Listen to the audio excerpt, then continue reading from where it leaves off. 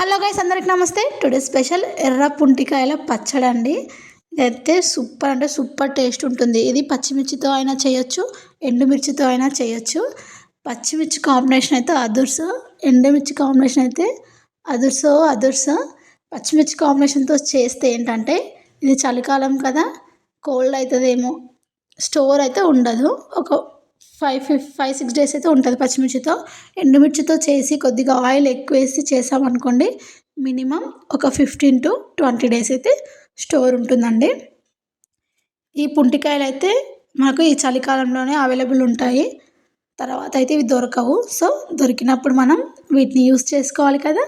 అందుకోసమే నేనైతే వీటితో పచ్చడి చేసుకొని తినాలనుకుంటున్నాను. నేను ఒక 2 ఇయర్స్ ముందు తిన్నాను. 2 ఇయర్స్ తర్వాత మళ్ళీ ట్రై చేస్తున్నాను ఇప్పుడు. చాలా గ్యాప్ ఇచ్చాను దీనికి. అసలు నాకు ఇది దొరకలేదు. నేను వీటి మీద ఇంట్రెస్ట్ కూడా పెట్టలేదు. ఇప్పుడు ఊర్లో తీసుకొచ్చి మరీ చేస్తున్నాను. చూడండి, ఈ ప్రాసెస్లోకి అయితే వెళ్ళిపోదాం. ముందుగా అయితే ఒక గిన్నె పెట్టేసుకొని మనము ఇది పులుపు ఎక్కువగా ఉంటుంది కాబట్టి మిరపకాయలు ఎక్కువగానే పడతాయండి.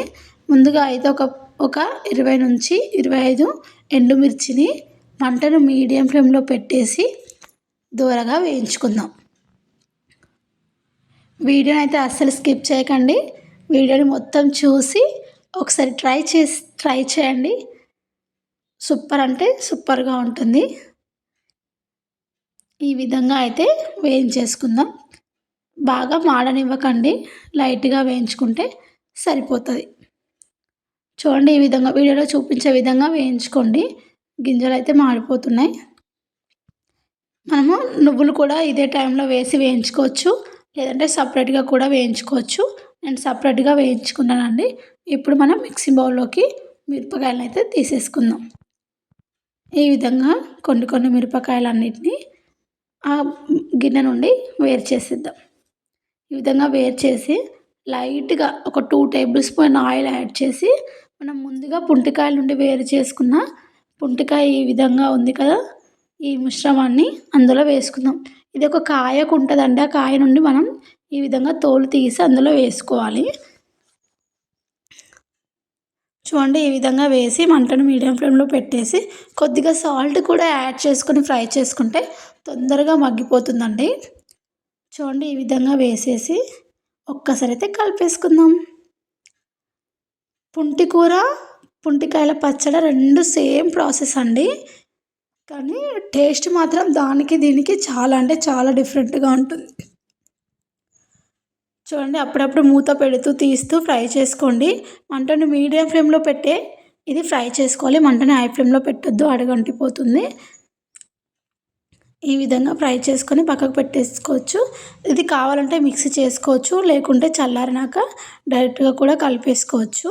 నేనైతే మిక్సీ చేద్దాం అనుకుంటున్నాను. మిక్సీ చేయకుండా కూడా డైరెక్ట్గా మనం మిరపకాయలు మిక్సీ పట్టేసుకొని ఇవి పక్కకు పెట్టేసుకున్నా కూడా సరిపోతుంది. చూడండి, ఈ విధంగా కొద్దిసేపు అయితే చల్లారనిద్దాం. ఇదైతే ఫ్రై అయిపోయింది. ఒక 5 మినిట్స్ అయితే పక్కకు పెట్టి చల్లారనిద్దాం. చల్లగా కూడా అయిపోయిందండి. ఇప్పుడు మనం దీంట్లో ఫస్ట్ మిరపకాయలు వేసుకున్నాం కదండి. ఇందులో కొద్దిగా నువ్వులు, కొద్దిగా జీలకర్ర అయితే యాడ్ చేసుకున్నాను. ఈ విధంగా యాడ్ చేసి ఒక పెద్ద సైజు వెల్లుల్లి రెబ్బను కూడా యాడ్ చేసుకోండి. పొట్టు తీసి యాడ్ చేసుకోండి. రుచికి సరిపడే సాల్ట్ని కూడా యాడ్ చేసుకోండి. రాళ్ళు ఉప్పుని యాడ్ చేసుకోండి. ఈ విధంగా యాడ్ చేసుకొని మనమైతే ఫస్ట్ ఒక 80% అయితే మిరపకాయలని మిక్సీ చేసుకుందాం. ఈ విధంగా మిక్సీ చేసి కొంచెం కారాన్ని అయితే తీయండి. ఎందుకంటే ఒకవేళ కారం ఎక్కువగానే తక్కువ అయిందనుకో మనం యాడ్ చేసుకోవచ్చు. సరిపోయిందంటే ఓకే. ఎక్కువైతే మనం తీయలేం కదా, అందుకోసమే. ఇప్పుడు ఒకసారి అయితే మనం మిక్సీ చేసుకుందాం. ఈ విధంగా మనమైతే ఒకసారి రౌండ్ తిప్పేసుకున్నాం కదా. మిక్సీ చేసుకొని మొత్తం మిశ్రమాన్ని అయితే మనం పోపు చేసుకొని ఆ పోపు గిన్నెలోకి వేసేసుకుంటే సరిపోతుంది. ఫస్ట్ అయితే మనం ఇంతకుముందు పుంటికాయలు ఉడికించుకున్నాం కదా, అదే గిన్నెలో కొద్దిగా ఆయిల్ యాడ్ చేసుకొని నూనె అనేది కొద్దిగా ఎక్కువగానే యాడ్ చేసుకోండి. ఇప్పుడు కొద్దిగా జీలకర్ర తీసుకొని లైట్గా శనగపప్పు తీసుకుంటున్నాను, మినపప్పు తీసుకోవట్లేదు. ఈ విధంగా కొద్దిగా శనగపప్పు తీసుకొని మనం ఇంతకుముందు ఎండుమిర్చి యాడ్ చేసుకున్నాం కదా, ఇప్పుడు పోపులో ఎండుమిర్చి అనేది అవసరం లేదు. ఈ 2 కొద్దిగా వేగాక మనం అల్లం వెల్లుల్లి పేస్ట్ అనేది పూర్తిగా ఆప్షనల్ అండి. మీకు ఇష్టం ఉంటే వేసుకోండి, లేకుంటే లేదు, ఎందుకంటే వెల్లుల్లి రెబ్బలు అయితే వేసాం కాబట్టి. నేనైతే లైట్గా అల్లం వెల్లుల్లి పేస్ట్ అయితే యాడ్ చేసుకుంటున్నాను. ఈ విధంగా కొద్దిగా లైట్గా వేసుకొని ఒక్కసారి అయితే కలిపేసుకుందాం. పచ్చివాసన పోయేంత వరకు కలిపేసుకొని ఒక 2-3 కరివేపాకు రిబ్బల్ని యాడ్ చేసుకుందాం. ఈ విధంగా కరివేపాకు కూడా యాడ్ చేసుకొని పోపు అయ్యాక చూడండి, ఆల్మోస్ట్ అయితే పోపు అయితే అయిపోవడానికి వచ్చేసింది.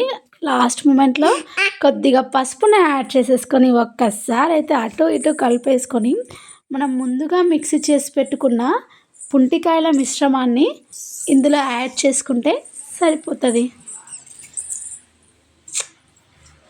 ఆయిల్లో మొత్తం కలిసే విధంగా కలిపేసుకోవాలండి, మొత్తం వేసి.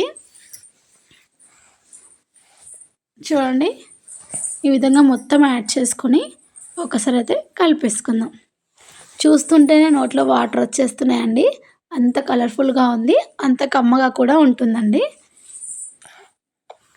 ఈ విధంగా వేసుకొని ఒకసారి కలిపేసుకొని ఉప్పు చెక్ చేసుకొని సర్వ్ చేసుకుంటే సరిపోతుందండి.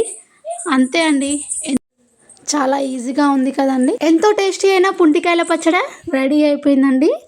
తప్పకుండా ట్రై చేస్తారు కాదు. ఇంకేమైనా యాడ్ చేయాలా, ఏమైనా మిస్ చేశానో కామెంట్ బాక్స్లో కామెంట్ చేయండి. Thank you for watching. Please subscribe to my channel. Thank you అండి. ఒకసారి అయితే తప్పకుండా ట్రై చేయండి.